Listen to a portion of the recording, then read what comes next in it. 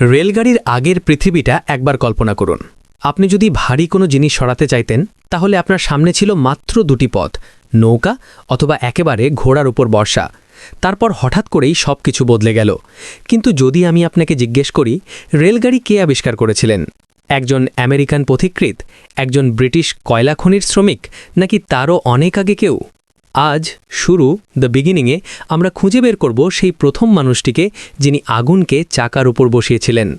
কিন্তু ইঞ্জিনের কথা বলার আগে আমাদের কথা বলতে হবে ট্রেন ধারণাটার কথা। চাকার ওপর ট্র্যাক ধরে গড়ানোর আইডিয়াটা কিন্তু খুবই প্রাচীন। 1500 শতকেই জার্মানির খনি শ্রমিকরা কাঠের তৈরি ওয়াগন ওয়ে ব্যবহার করে আকরিক টানত। 1700 শতকে কাঠের জায়গায় এলো লোহার রেল। কিন্তু একটা বড় সমস্যা ছিল, ইঞ্জিন তখনও ছিল ঘোড়া। ঘোড়া ধীর গতির, ক্লান্ত হয়ে পড়ে, আর হ্যাঁ, সে যে কি ভয়ানক নোংরা করে ফেলত সে কথা না বললেই নয়। বিশ্বকে বদলে দিতে হলে শুধু রেল লাইন নয়, দরকার ছিল এমন এক শক্তির যার শ্বাস নিতে হয় না। এখানেই প্রবেশ করেন রিচার্ড ট্রেভিথিক। ইংল্যান্ডের কর্নওয়ালের এই বিশালদেহী মানুষটিকে ডাকা হতো ক্যাপ্টেন অফ স্টিম নামে।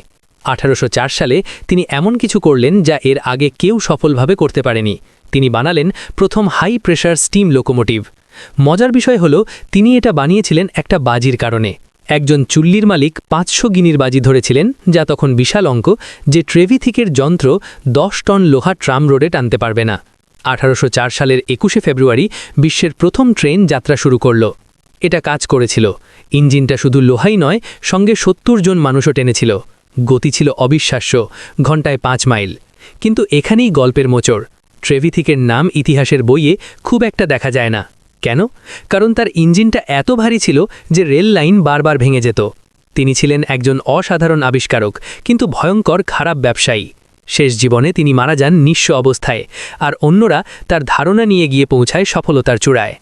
যদি ট্রেভিথিক ট্রেনের হৃদয় দিয়ে থাকেন, তাহলে জর্জ স্টিফেনসন তাকে দিয়েছিলেন জীবন। স্টিফেনসন পরিচিত ফাদার অফ রেলওয়েজ নামে। তিনি শুধু ইঞ্জিন বানাননি, তিনি একটি মানদণ্ড তৈরি করেছিলেন। 1829 সালে অনুষ্ঠিত হয়েছিল একটি প্রতিযোগিতা, রেইন হিল ট্রায়ালস। লিভারপুল থেকে ম্যানচেস্টার পর্যন্ত নতুন রেল লাইনের জন্য সেরা ইঞ্জিন বাছাই করা হচ্ছিল। স্টিফেনসন এখানে এনেছিলেন তার ইঞ্জিন দ্য রকেট। রকেট একমাত্র ইঞ্জিন ছিল না, কিন্তু একমাত্র ইঞ্জিন ছিল যেটা ভেঙে পড়েনি। এটি ঘণ্টায় 24 মাইল গতিতে ছুটেছিল, যা মানুষকে নিশ্চিত করে দেয় যে ভবিষ্যৎ স্টিমেরই। এটাই ছিল প্রথম আধুনিক বাণিজ্যিক রেলওয়ের জন্ম। এই কারণেই মানুষ যখন জিজ্ঞেস করে ট্রেন কে বানিয়েছে, বেশিরভাগ সময় উত্তর হয় জর্জ স্টিফেনসন।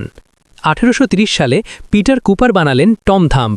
ইঞ্জিনটা ছিল ছোট, প্রায় সবই বানানো হয়েছিল পুরনো যন্ত্রাংশ আর বন্দুকের নল দিয়ে।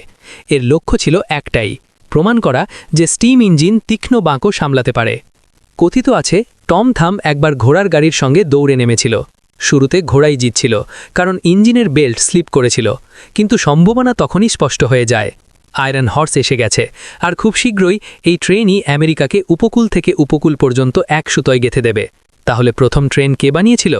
যদি আপনি ধারণার কথা বলেন, প্রাচীন খনি শ্রমিকরা। যদি প্রথম কার্যকর স্টিম লোকোমোটিভ বলেন, 1804 সালের রিচার্ড ট্রেভিথিক।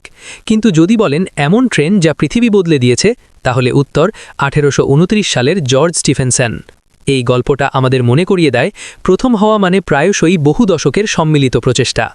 আজ আপনি যখন রেল ক্রসিংয়ে একটি মালবাহী ট্রেন যেতে দেখেন, মনে রাখবেন এটা 200 বছরের গতিশক্তি, যার শুরু হয়েছিল একটি কয়লা খনিতে ধরা এক বাজি দিয়ে।